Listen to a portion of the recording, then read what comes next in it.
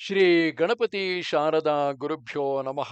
ಯತ್ರ ಯೋಗೇಶ್ವರ ಕೃಷ್ಣೋ ಯತ್ರ ಪಾರ್ಥೋ ಧನುರ್ಧರಃ ತತ್ರ ಶ್ರೀ ವಿಜಯ ಭೂತಿರ್ಧ್ರುವ ನೀತಿರ್ಮತಿರ್ಮಮ.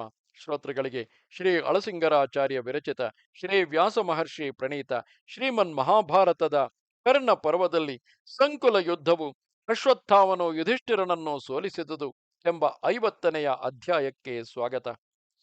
ಸಾತ್ಯಕಿಯು ದ್ರೌಪದಿ ಪುತ್ರರು ಯುಧಿಷ್ಠಿರನನ್ನು ಎಲ್ಲ ಕಡೆಗಳಲ್ಲಿ ರಕ್ಷಿಸುತ್ತಿರುವುದನ್ನು ಕಂಡು ದ್ರೋಣಪುತ್ರನು ಅಧಿಕೋತ್ಸಾಹದಿಂದ ಆತನನ್ನು ಎದುರಿಸಿದನು.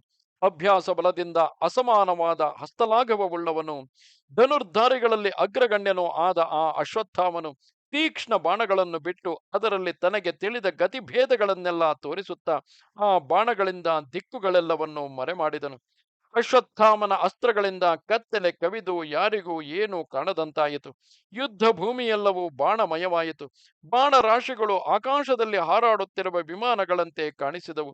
ಯುದ್ಧ ಭೂಮಿಯೆಲ್ಲವೂ ಪ್ರಕಾಶಮಾನವಾದ ಬಾಣ ಸಮೂಹಗಳಿಂದ ತುಂಬಿ ಮೇಘ ಛಾಯೆಯಂತಿದ್ದಿತು. ಸೂರ್ಯನ ಕಾಂತಿಯು ಮಲಿನವಾಯಿತು. ಆಕಾಶವೆಲ್ಲ ಬಾಣಮಯವಾಗಿದ್ದ ಆಶ್ಚರ್ಯವನ್ನು ನಾವು ಕಂಡೆವು. ಅಶ್ವತ್ಥಾಮನ ಆ ಪರಾಕ್ರಮವನ್ನು ಕಂಡು ಯಾವ ಪ್ರಾಣಿಯೂ ಆತನನ್ನು ಎದುರಿಸಲಾರದೆ ಹಿಂಜರಿಯಿತು. ಪ್ರಯತ್ನಶೀಲನಾದ ಸಾತ್ಯಕಿಯು, ಧರ್ಮರಾಜನು, ಇನ್ನೂ ಇತರ ಸೈನಿಕರು ಆಗ ತಮ್ಮ ಪರಾಕ್ರಮವನ್ನು ತೋರಿಸಲಾರದೆ ಹೋದರು. ಮಹಾರಥರೆಲ್ಲ ದ್ರೋಣಪುತ್ರನ ಸಾಮರ್ಥ್ಯವನ್ನು ಕಂಡು ಆಶ್ಚರ್ಯಪಟ್ಟರು. ಪ್ರಬಲ ರಾಜರೆಲ್ಲರೂ ಜ್ವಲಿಸುವ ಸೂರ್ಯನಿಗೆ ಸಮಾನನಾದ ಅಶ್ವತ್ಥಾಮನನ್ನು ನೋಡುವುದಕ್ಕೆ ಕಷ್ಟಪಡುತ್ತಿದ್ದರು. ಅವನಿಂದ ತಮ್ಮ ಸೈನ್ಯವೆಲ್ಲವೂ ಹತವಾಗುತ್ತಿರುವುದನ್ನು ನೋಡಿ ಮಹಾರಥರಾದ ದ್ರೌಪದಿ ಕುಮಾರರು, ಸಾತ್ವಿಕೆಯು, ಧರ್ಮರಾಜನು, ಪಾಂಚಾಲರು ಒಟ್ಟುಗೂಡಿ ಜೀವ ಭಯವನ್ನು ಬಿಟ್ಟು ಘೋರ ಸ್ವರೂಪಿಯಾದ ಆ ದ್ರೋಣಪುತ್ರನ ಸಮೀಪಕ್ಕೆ ಹೊರಟರು.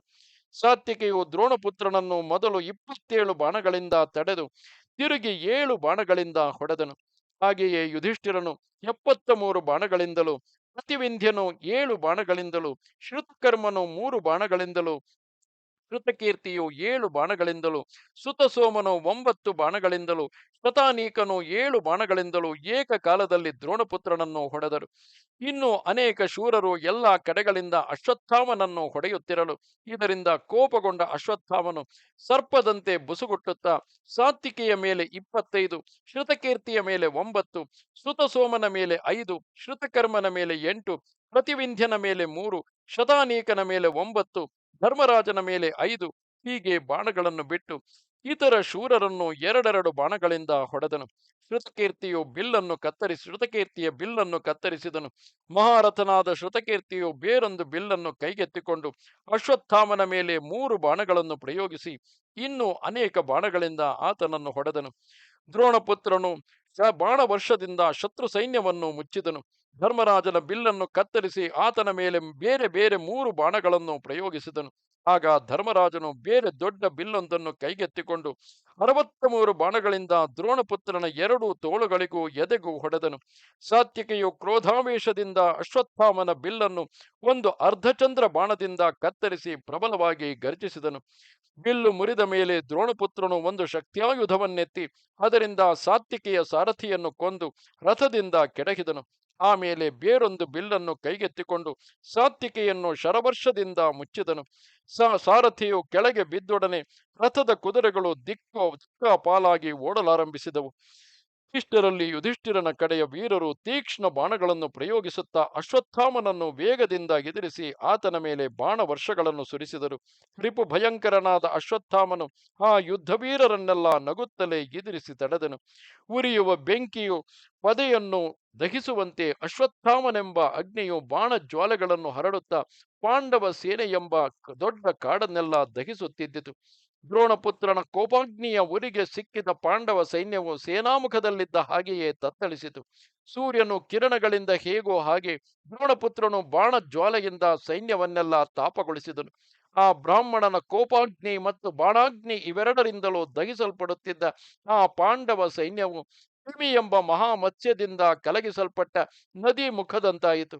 ಆಗ ದುರ್ಯೋಧನನು ದ್ರೋಣಪುತ್ರನ ಪರಾಕ್ರಮವನ್ನು ಕಂಡು ಆ ಯುದ್ಧದಲ್ಲಿ ತನ್ನ ಶತ್ರುವೀರರೆಲ್ಲರೂ ಮೃತರಾದಂತೆಯೇ ಭಾವಿಸಿದನು.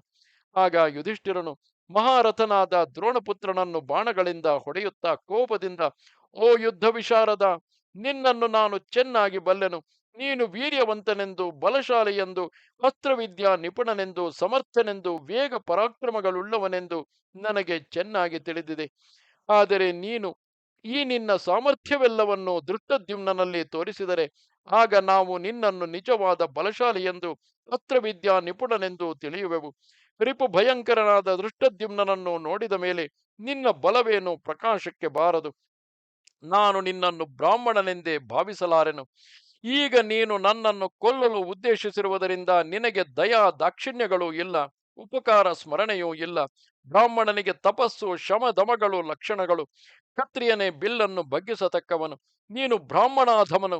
ನಿನ್ನ ಕಣ್ಣಿದಿರಾಗಿಯೇ ನಾನು ಯುದ್ಧದಲ್ಲಿ ಕೌರವರೆಲ್ಲರನ್ನೂ ಜಯಿಸುವೆನು ನೋಡು. ನೀನು ನಿನ್ನ ಇಷ್ಟಾನುಸಾರವಾಗಿ ಸಾಹಸ ಕಾರ್ಯಗಳನ್ನು ನಡೆಸು ಎಂದನು. ಇದನ್ನು ಕೇಳಿ ದ್ರೋಣಪುತ್ರನು ನಗುತ್ತಾ ಯುಧಿಷ್ಠಿರನು ಹೇಳಿದುದು ಯೋಗ್ಯವೆಂದು ನಿಜವೆಂದು ಭಾವಿಸಿ ಪ್ರತ್ಯುತ್ತರ ಕೊಡದೆ ಸುಮ್ಮನಿದ್ದನು. ಆದರೇನು, ಕೋಪಗೊಂಡ ಯಮನು ಪ್ರಜೆಗಳನ್ನು ನಾಶ ಮಾಡುವಂತೆ ಮೌನವನ್ನು ಹಿಡಿದೆ ಬಾಣ ವರ್ಷಗಳಿಂದ ಪಾಂಡವರನ್ನು ಮುಚ್ಚಿದನು. ಆ ಬಾಣಗಳಿಂದ ನೊಂದ ಯುಧಿಷ್ಠಿರನು ತನ್ನ ಸೈನ್ಯವನ್ನು ಕರೆದುಕೊಂಡು ಹಿಂದೆ ಸರಿದನು. ಇತ್ತಲಾಗಿ ದ್ರೋಣಪುತ್ರನು ಅದನ್ನು ನೋಡಿ ಸುಮ್ಮನಾದನು. ಯುಧಿಷ್ಠಿರನು ದ್ರೋಣಪುತ್ರನನ್ನು ಬಿಟ್ಟು ಹೋದ ಮೇಲೆಯೂ ಕ್ರೂರ ಕಾರ್ಯಗಳನ್ನು ಮಾಡುವುದಕ್ಕಾಗಿ ನಿನ್ನ ಸೈನ್ಯದಲ್ಲಿ ಪ್ರವೇಶಿಸಿದನು. ಇದು 50ನೆಯ ಅಧ್ಯಾಯವು. ನಮಸ್ತೆ ಶಾರದೆ ದೇವಿ, ಕಾಶ್ಮೀರ ಪುರವಾಸಿನಿ, ತ್ವಾಮಹಂ ಪ್ರಾರ್ಥೆಯೇ ನಿತ್ಯಂ, ವಿದ್ಯಾದಾನಂಚ ದೇಹಿಮೆ. ನಮಸ್ಕಾರ.